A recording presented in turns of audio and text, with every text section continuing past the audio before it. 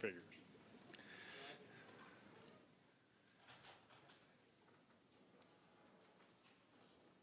Okay, here comes the man with all the questions. Do you have all the answers? We've spared no expense in the containers, have we?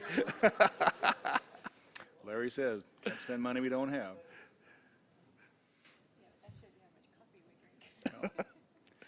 So again, the process will be here is we have divided the questions into the different individuals who are presenters, and we'll give them the questions.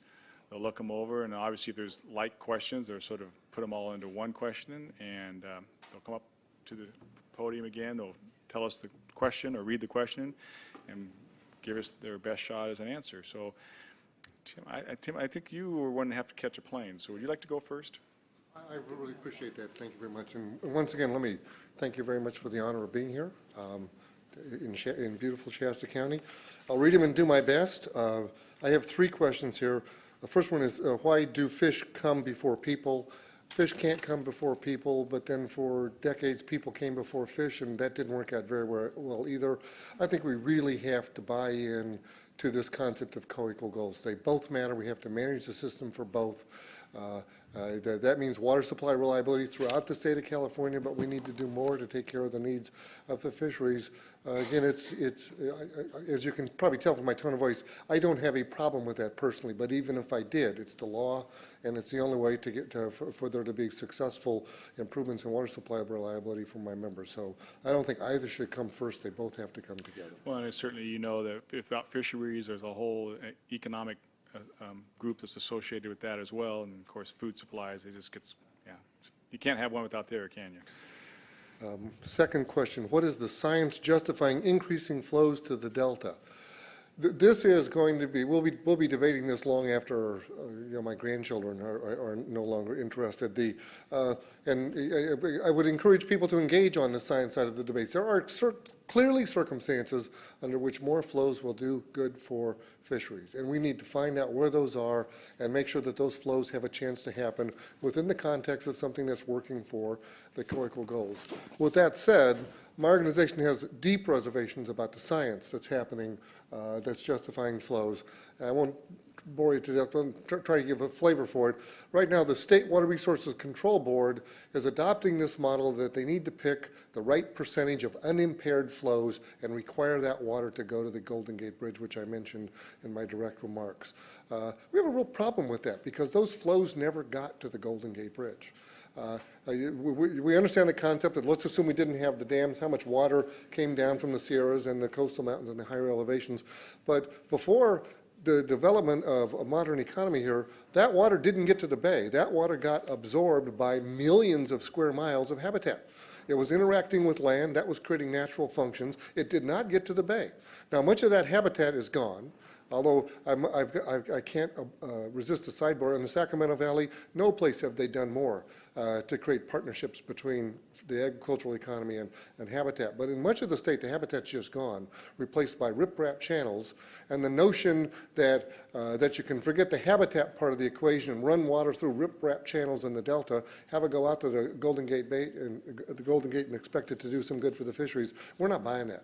It's very, very costly from a water supply perspective, and we will continue to challenge the science. Again, I'm not anti-flow under all circumstances. Well, generally, my board believes we need to do a better job of going back down further in the system and reconnecting land and water. It was that interaction that created a lot of the natural functions. You can only do that in so many places, and when that requires water, we want to make sure we can find the water for it.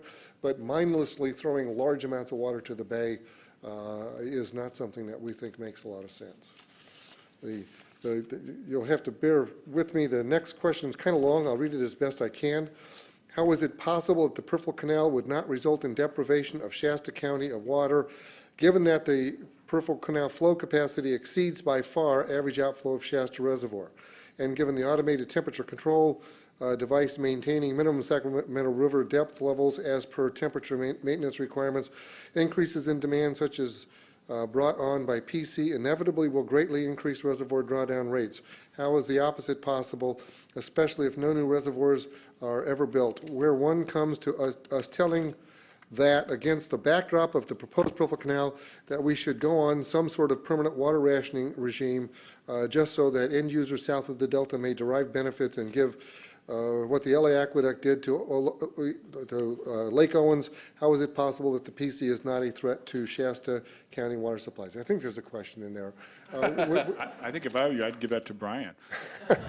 And look, without challenging all the facts and without expecting to convince people one way or the other, the Delta Conveyance Facility, it's Perfect Canal, it is not a supply asset. It is a conveyance asset. The problems in the Delta are the water goes through the Delta in the wrong directions.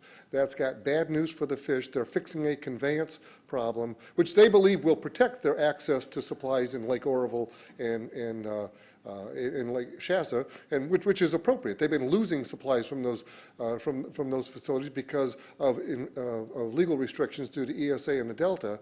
They would like to get access to some of what they've already paid for and developed, but the Peripheral Canal is not a take the water from Northern California asset. It is an investment in conveyance, and especially an investment to reduce conflict with the environment. I couldn't agree more with the sentiment expressed here that we need to get serious and busy about storage in the state of California. Frankly, if I had the power, I would hurry the storage stuff up so it was catching up with conveyance in my world. But to repeat some of the things I said before, what's going on in the Delta from a BDCP perspective needs to solve a conveyance problem. We should not allow it to result in a license for theft of water that's needed in areas of origin, and I don't believe that will happen if we watch the process diligently. Mr. Quinn, I know you have to go. So when you talk about the Bay Delta issues and you talked about happy to see people are engaged and involved as we are, where would be the best place for people to connect, respond to, give information to as far as Bay Delta? I mean, do they go through their state legislators, or do they contact someone on the Bay Delta plan? What would be the best route for them? Probably the answer is all of the above. I mean, any access you think you can get, you've got very capable legislators up here. Their websites, everything we've talked about today has a website. Make sure you're going on that website, staying informed. At ACWA, we have something we call the ag-urban process. It was mentioned, I don't know if I mentioned it, but it was mentioned by Bruce, where that is a group of up to 60 to 70 agencies that roll up their sleeves and try to find common positions on the theory that if a very diverse set of water users have common positions, we will be influential in pushing which direction the Delta Stewardship Council's plan or something else goes. So there are a variety of avenues. You can check out our website, but being involved is pretty important. And you want to give us your website again? Aqua.com. Great, thank you. Any other questions for Mr. Quinn? Thank you for traveling all the way up here. We certainly Thank you appreciate very your much. I time. really appreciate the opportunity. Thank you. And with my apologies, I am going to head for Sacramento International. I only have two questions. Might I go? Yes, Bruce, you may. All right. First question is, where does the money go when farmers pay for their water? I'm going to give you my understanding. It goes to the district, depending on the size of the district, to pay for people who deliver that water, the ditch tenders and other things like that.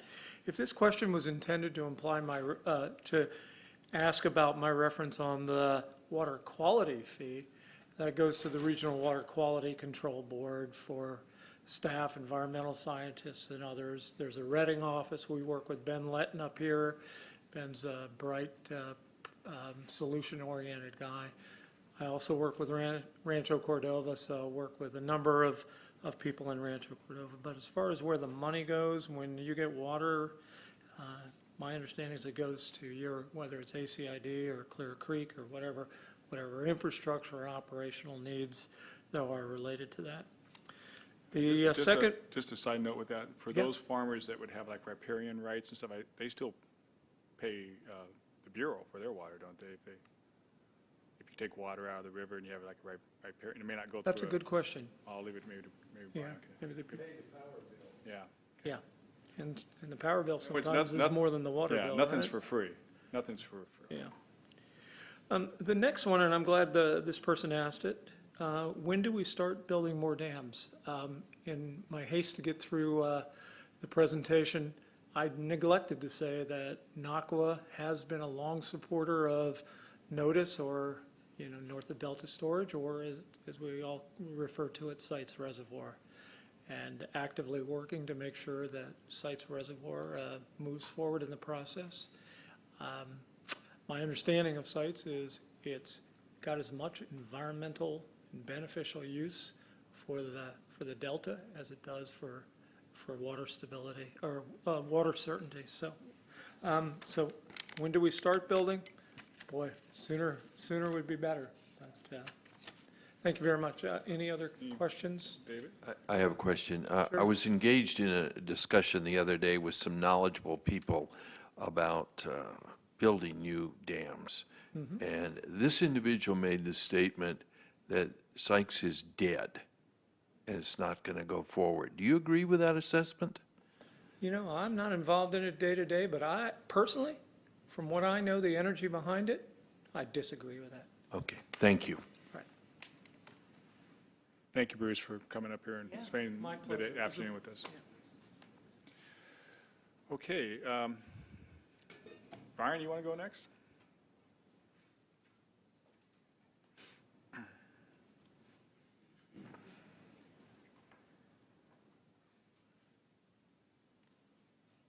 I'll do this so I don't have to Okay. jack it up again. I have three questions, and there are a couple that are compound questions, and one or two have statements in the middle. The first one is, who pays for the lost banks when they raise the dam? And it notes that orchards are lost. We used to say that Shasta Dam had Shasta Reservoir had 365 miles of shoreline. The LIDAR and other survey work associated with this project indicates it's actually a little bit more than that, new survey methods. The vast majority of the reservoir rim is federally held property managed by the Forest Service, but there are some privately held lands. So be they orchards, be they fee title residences, businesses, whatever they are, they fall under the provisions of what's called the Uniform Relocation and Assistance Act.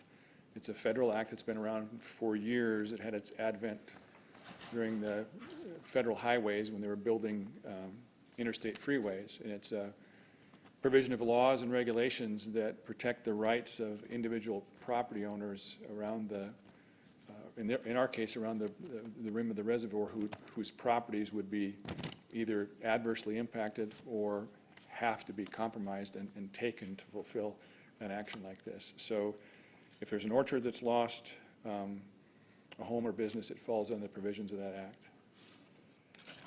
The next one says that I did not address questions about the compressive strength at the base of the concrete in the dam, and directly I did not know that the additional dam height increases hydro stresses on the base.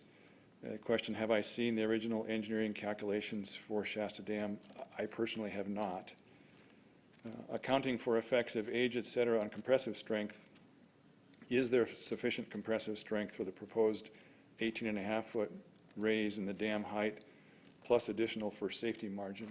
There is, and there is actually not only strength within the dam structure itself, but I think I said words about this. It's a concrete gravity dam that's also an arch. So it withstands the tremendous force of the water against it by virtue of its shape, slightly curved, and it translates part of the forces into the abutments. And also, but primarily by gravity, the sheer mass of the concrete and its resistance against sliding. And then there's I don't want to auger into this too far, there's an over-tipping moment and there's uplift pressure and some other stuff. The dam would actually withstand a raise many times the proposed 18.5 feet. It's been not only analyzed by our concrete structural engineers, but by our safety of dams program, a separate program, and then by a team of consultants as well. And it talks about a safety margin. There are factors of safety built into the analysis, and they're very, very confident. The entire team who's looked at it is confident. And then who pays for the relocation of the marinas if the dam is raised? To the extent that the marinas have contracts, I think virtually every one of them with the Forest Service, and there are provisions of that contract where they enjoy certain privileges. And then if their capital investment is impacted by the raise, it falls under the Uniform Relocation and Assistance Act, same as I said. How much inflation is built into the cost?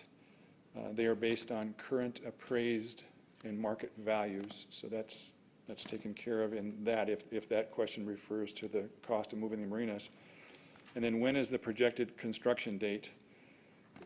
This would be an excellent opportunity for me to say one more time that only the study has been authorized by Congress, literally a separate act of Congress to do anything associated with construction. And that the timeline that I showed you, that slide shows construction beginning to occur, in 2019. It's an ambitious schedule, but that's what it shows. Okay? And I think that does it. Any other questions for Mr. Pearson? Brian, thank you again for taking your time to spend the rest of the afternoon with us. We It's been a appreciate it. pleasure. Thank you. Mary Randall? Well, we won.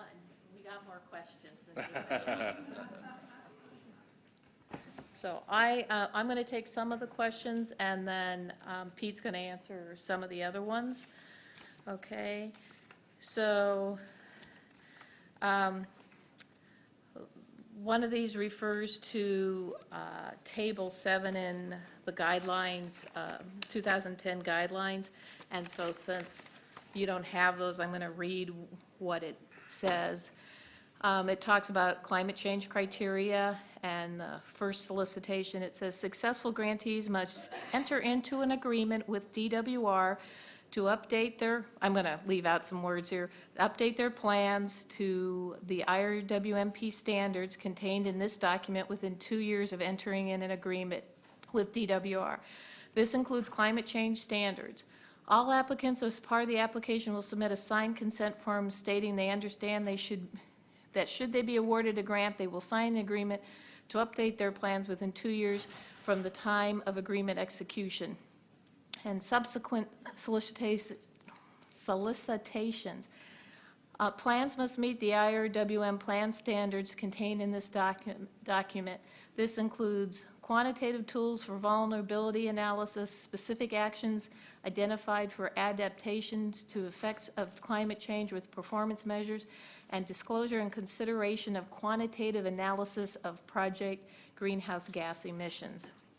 Okay, so just to summarize that, because I can see you're sort of glazing over, is under the 2010 guidelines, they had 2 years to comply with the climate change standards that were in that document. And Gary Cadd wanted to know why they were removed.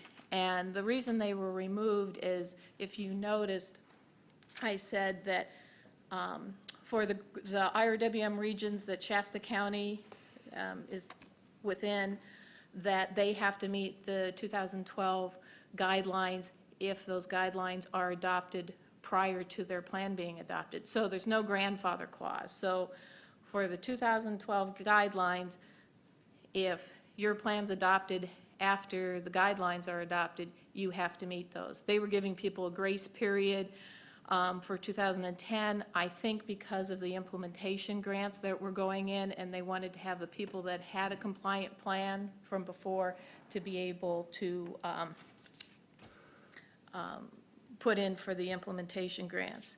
And then the second part, the main reason the guidelines 2012 have been introduced is to interject the climate change handbook for regional water quality planning into the IRWM process. So again, that's not a question, I think that's a statement, but that really, I sort of just really skimmed over what a lot of the changes were in the 2012 guidelines. They'd really had hoped that the 2010 would not have to be revised, but they found out there were a lot of unhappy people. When you submit a grant application, it's not just like snap and you've got the application done. And there's a lot of work that goes into those applications, especially for the implementation grant applications. and there was a benefit cost, there was some economic analysis that had to be done, and especially for project proponents that are disadvantaged communities, it was a huge hurdle, and some people didn't even go for the grants because they didn't have the money to pay somebody to do the economic analysis for them. And we're really trying to help the disadvantaged communities. So they went back and looked to see how they could help them. So they changed the rules for small projects, less than, I believe, the cutoff level is for $250,000 projects or $250,000. They have a simplified version. And for disadvantaged communities that have projects that are less than $1 million, they have a lot simplified process. So that's just an example of some of the things that they changed. So it wasn't just the climate change portion. That is not why the guidelines were changed. And also there were legislative changes that came in that, of course, as you all know, you can't predict what the legislature is going to do, and so we had to make them compliant with that. How much money was given to the North Sac Valley, Upper Pitt, and Upper Sac IRWN regions in round one? I'm really familiar with the North Sac Valley because I work with the North Sac Valley group, and they received $900,000. Upper Pitt and Upper Sac, I was hoping Pam was still here, but I believe she left. The staff person I was going to call to ask, I mean, I have that information back at the office, but not here, somewhere between, I'm going to say $300,000 and $700,000. I really think one of them was around $6, and I can't remember what the other one was. So that's how much they got. All three of those regions are in the process of creating their plans.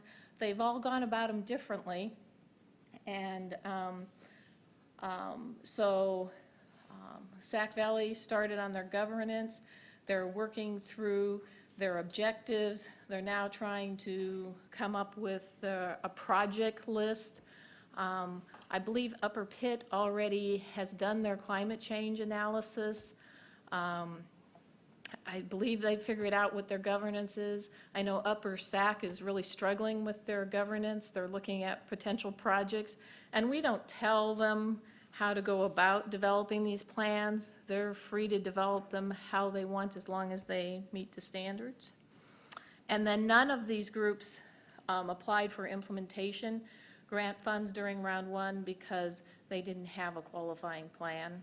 So I believe at least some of them are going to apply during round two for implementation, and possibly stormwater. And then I'm assuming the big push is going to be for the large amount of funds for round three. And then there was a question, how does IRWM define coordination? And so that you guys can all get home tonight to dinner, I would just suggest that the person who asked that question look on page 65, and unfortunately, because that's of the guidelines for the 2012, unfortunately, you never should define what a word is by using it. So the coordination section uses coordination in a lot of places in it. So I would say, if that's really the question, it says that a regional water management group coordinates its activities with local agencies and stakeholders to avoid conflicts within the region, that the regional water management groups are aware of adjacent planning efforts and are coordinating with those groups, and that the regional water management are aware of state, federal, and local agency resources and roles in implementation of their plans and projects. So to me, in that respect, it's working with those different groups and listening. And listening is a really important part of IRWM. As you all aware of, if you are supervisors and have constituents, listening is 80% of communication. So I think we would all do well with listening to all sides to make sure that we know what their real issues are. And are you aware of the Data Quality Act? And no, I wasn't. I did Google it on my phone, and I looked up on Wikipedia from the choices I had. Looks like it's really contentious, also called the Information Quality Act.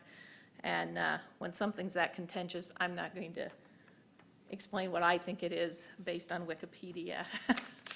So, Pete, you're up.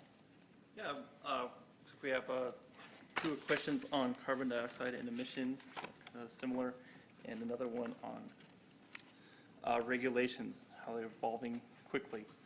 So let's see, we'll combine this into one. How do you measure diesel trucks' emissions while doing construction on the dam? And will workers' emissions have to be measured too? So how do you measure diesel trucks' emissions while construction on the dam? Simply chemical calculation. A gallon of diesel fuel will produce about 20 pounds of CO2. So you know how much fuel you use, you know how much your emissions are. And that goes for trucks, that goes for big equipment, and can go for smaller equipment as well. And also, do you know how to measure CO2 and CO2 equivalents, and how do you know what factors bias the data? So we do know how to measure CO2. Say a gallon of diesel fuel will produce the 20 pounds of CO2. And what is a carbon dioxide equivalent? That's if you have another greenhouse gas being emitted, such as methane, which is a much more potent greenhouse gas than CO2, meaning that it has ability to capture more heat. So a CO2 equivalent would give a methane, volume per volume, more greenhouse potential than carbon dioxide. And will workers' emissions have to be measured too? I don't know. And next question, as you say, climate change is evolving so fast, won't that make the regulations also change and evolve fast and furiously? And are you aware of the Data Quality Act? And I think Mary answered the Data Quality Act, but I couldn't speculate how the regulations will evolve, and I hope they don't evolve too quickly, or else it's hard to keep up. So, is there any other questions? Any questions for Peter? No. Okay, Thank you. Thank you, Peter. Thank you, Mary, both for coming today. We appreciate your time and effort. Mr. Minturn. Okay, to conclude, there's two questions. First is, what does groundwater modeling entail? It's a computer model. Years ago, there were up to 10,000 nodes. Each node is like a cylinder, and it's got then you need to know something about the soils. So we looked at soil log, boring logs, soil profiles, and it's a computer where a certain amount of water rains on that one little node. It can seep in. There are different layers of the soil that can perk down through, and the computer does that, and then it can also move to its adjoining nodes. You can imagine that it takes hours and hours to do one of these runs. But so that's why it was well suited to a consultant, CH2M Hill. But we got well logs from DWR, and we went through that and characterized all the soils, and then you calibrate it against known groundwater elevations, and it's an iterative process. We also needed to know land use data, and we needed to know it historically, so we went back to DWR in years past. And so it's a very complicated computer model. And you can spend a lot of time and effort at it, but the results were that it's a very good, strong, robust basin. The other question is, will copies of all of the presentations be available online? I don't know whether this means... I could answer. This meeting is being recorded, and it will be televised on RCAC, and also there'll be tapes available for those who would like to purchase them. Or copies of the DVD, excuse me, for those who'd like to purchase them. That's all mine. Thank you, Mr. Minturn. Any questions of staff? Okay, so I think we're down to the part here where we decide what we'd like to do any further beyond this, or what direction, or just accept the information and move on for today. So, pleasure of the board.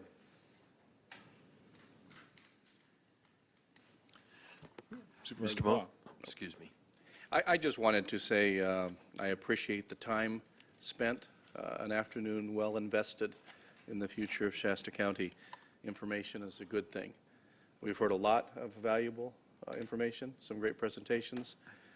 We've heard some areas for confusion, and I hope that we will continue to try to push through those areas and understand more of those areas, because we did come away with some areas that need to be more clearly defined. So that's the message to me today, is to invest more of my time to try to understand what it is we're doing. I appreciate the board, those in the public, and those who made presentations today. It's a good start. Thank you. Supervisor Kehoe? I'd like to extend my thanks and congratulations to Mr. Minturn and his staff, and to you, Mr. Modi, for putting this session together this afternoon. In my mind, it has been time well spent. I think as a board and as a community, we have benefited from it. Thank you. Supervisor Haas? Yeah, I really enjoyed it. Lots of good information. And Mr. Minturn, you did a wonderful job. But don't listen to that radical guy that keeps pounding on us. I mean, remember, he got his water way before everybody else, so he should be a happy person, not a bitter person. But no, I think it went very well today, and learned a lot. And we'll just stay ahead of this thing. That's Mr. Modi's charge, right? Stay ahead of this thing. Best I We're can. counting on you, so we'll just keep staying ahead of it. Well, I'll just wrap it up then by saying I think what I was hoping to accomplish today, and I certainly had the opportunity to put this together, but Mr. Baugh brought the suggestion. I think it was a great suggestion that we do this. I think what it shows us is just how complicated this system is and this process is. It's not just you fix one thing and you walk away. It's hundreds of things that affect our water. It's kind of like our state budget. We're constantly watching them deal with issues, and it'd be great for you to say, "We'll take all the money and fix the jails." But then if you do that, you have road construction that has a problem, and it just goes on and on. And it's the same way in the water world. There's just so many rules and regulations now compared to the 1930s and 40s. Makes it very difficult. I think today was, as Supervisor Bob mentioned, it shows us that there are some areas, obviously, of contention. There is some areas of confusion that need to be worked on. I think we need to put more pressure on our state legislators to resolve some of these issues so that our citizens know what's expected of them. But I think what it really tells us, we need to be mindful and vigilant of the water issues, protecting our water rights, using our water wisely, making the best use of it, at the same time making sure that we're allowed to grow and benefit in the North State, recognizing that we're part of the larger state, and that's something that will always be there. I've said it many, many times that you have to remember there's 38 million people in California, and about 600,000 live north of Sacramento. So we have to be always, I think, on our guard and learning as much as we can about the issues, participating, letting those know that you have questions and you want some answers. And sometimes that's with us, sometimes with the state legislators.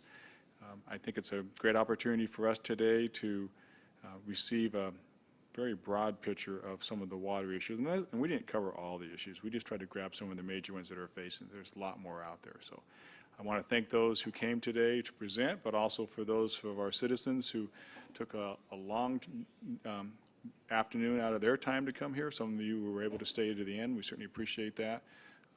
And we hope that we can continue to work on these issues together. So thank you all for coming. With that, we will be adjourned.